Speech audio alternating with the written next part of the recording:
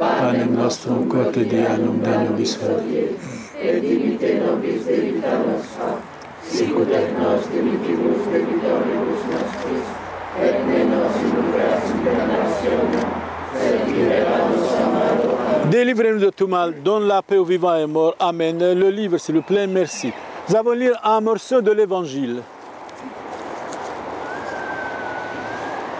Un morceau de l'Évangile.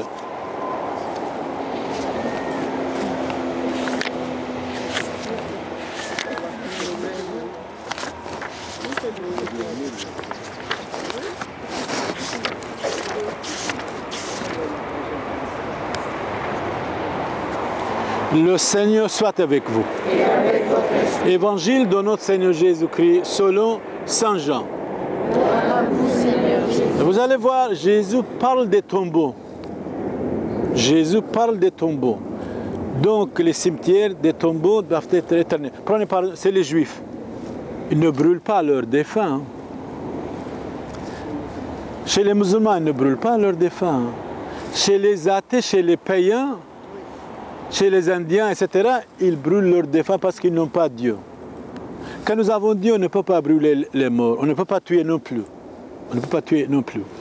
Au 19e siècle, c'est les athées, les francs-maçons contre l'Église, les libres penseurs, brûlaient leurs défunts pour emmerder les catholiques.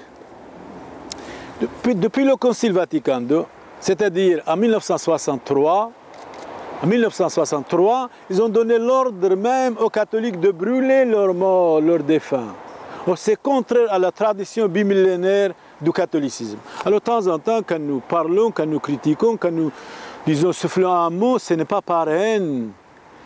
Ce n'est pas par haine, c'est par amour, par sympathie nous parlons à l'égard de nos évêques, de nos prêtres, etc. Par sympathie, parce qu'abandonner tout, c'est perdre tout. Donc jusqu'à 1963, c'était interdit de brûler les défunts. C'est interdit. Et à partir de 1963, le Concile Vatican II modernisait Dieu. On ne peut pas. Eh bien, ils ont fait. Changer Dieu, on ne peut pas. Ils ont fait. Moderniser, changer la vérité, ils ont fait. Ce matin, je vous ai dit, regardez, même les hôtels, en grand hôtel dans l'église, il y a beaucoup de force, d'énergie. Nos parents, nos ancêtres, les architectes n'étaient pas des imbéciles. Eh bien, nous, ils vont supprimer, ils ont mis table de cuisine au milieu des églises. Il n'y a pas de force, il n'y a pas de grâce, il n'y a pas d'énergie. Il n'y a pas d'énergie. Et c'est pour cela, c'est regrettable le modernisme dans l'église.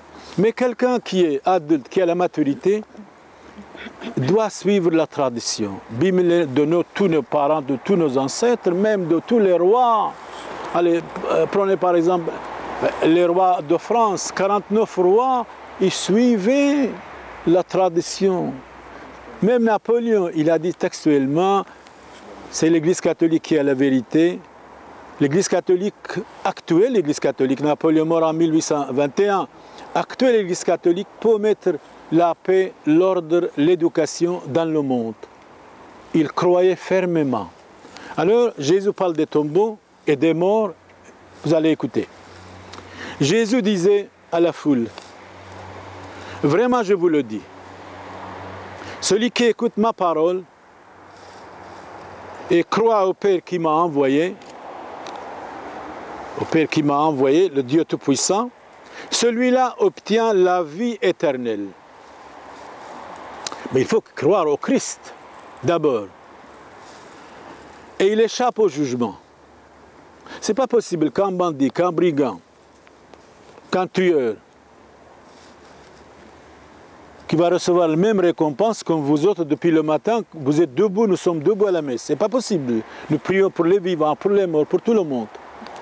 Ce n'est pas possible. Tertullien disait, Dieu est souverainement bon, chacun de nous, nous allons recevoir selon ce que nous avons fait. C'est ça la justice de Dieu. Oui, Dieu est beau, etc. Mais d'accord, Dieu est beau, alors à ce moment-là, si tout le monde va tuer, ben, il va être sauvé. Eh bien non, non, ce n'est pas vrai. Dieu a sa justice. Chacun doit recevoir selon ses œuvres, selon ses actions. Et il échappe au jugement. C'est-à-dire vous autres, vous allez échapper au jugement, n'ayez pas peur. Car il est celui qui est mort, car il est passé est déjà passé de la mort à la vie. Nos défunts, nous croyons, ça c'est notre foi, quand un chrétien est mort, il n'est pas mort, il est passé de la mort à la vie. C'est nous autres, nous sommes mortels maintenant. Laissez les morts enterrer leurs morts. Il est écrit dans l'évangile, Jésus dit à quelqu'un qui voulait le suivre. Vraiment, je vous le dis à vous tous, l'heure vient. Alors ça c'est intéressant. Où les morts vont attendre la voix du Fils de Dieu, et ceux qui l'auront entendu vivront. Alors vous dites, mais comment ils vont se... Comment Dieu a créé les hommes? Ressusciter quelqu'un ou créer quelqu'un? Quel est le plus facile? C'est ressusciter quelqu'un. C'est créer quelqu'un qui est difficile. L'heure vient et maintenant où les morts vont entendre la voix du Fils de Dieu, ceux qui l'auront entendu vivront. Comme le Père a la vie en lui-même, a-t-il donné au Fils, à Jésus, d'avoir la vie en lui-même. Et lui a donné le pouvoir de prononcer le jugement. À la fin des temps, Jésus viendra, toutes les nations vont être rassemblées, et Jésus, il a reçu de son Père de prononcer le jugement. Même hier, je vous ai dit dans l'Évangile, c'est vrai, chapitre 23, Saint Matthieu, il y a un réquisitoire de Christ contre les hypocrites. C'est invraisemblable.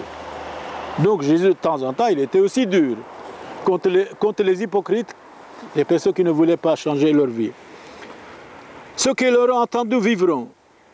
Comme le Père a la vie en lui-même, a-t-il donné au Fils de Dieu l'avoir la vie en lui-même. Il lui a donné le pouvoir, ça c'est important, de prononcer le jugement.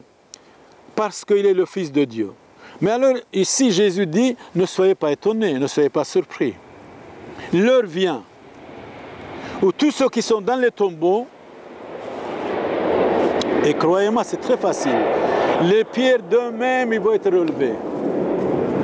Vous savez, quand il y a un tsunami, un tremblement de terre, aujourd'hui on a prié, eh ben, c'est comme ça, subitement. Les hommes vont être étonnés. Celui qui est en haut, il ne veut pas descendre. Celui qui est en bas ne veut pas monter. C'est ça la fin du monde. Ne soyez pas étonnés, ne soyez pas surpris. L'heure vient où tous ceux qui sont dans les tombeaux vont entendre sa voix, la voix de Christ. Ils sortiront. Il y a aujourd'hui 2,2 milliards de chrétiens. Ils ne sont pas des imbéciles, ils ne sont pas des idiots. Il y a des philosophes, des savants. Et c'est comme ça, c'est la vérité. Tous ceux qui sont dans les tombeaux vont entendre sa voix, ils sortiront, c'est-à-dire les morts. Tout de suite, vous allez dire, mais comment? Tout est possible à Dieu. Ceux qui ont fait le bien, alors ici c'est capital, ceux qui ont fait le bien, ressuscitant pour entrer dans la vie éternelle. Ceux qui ont fait le mal et qui ne veulent pas se convertir, ne veulent pas changer la vie, ne veulent pas se corriger, alors le jugement est ici. Ressuscitant pour être interrogé, pour être jugé. Chacun va recevoir selon les biens qu'il a fait, mais si nous sommes convertis, si nous avons fait la pénitence, si nous nous sommes corrigés, si nous avons reçu l'absolution comme tous les dimanches, on est purifié, pardonné. Et comme Jésus a dit à la femme adultère, écoutez madame, je ne vous condamne pas, mais ne pêche plus. Et c'est valable pour chacun de nous. Acclamons la parole de Dieu. Ensemble, nous allons chanter le credo. Allez, William, commencez le credo. Préparez votre machine. Le credo catholique en latin. Merci pour votre participation harmonieuse. Vous pouvez l'aider. Hein? Amen. Credo.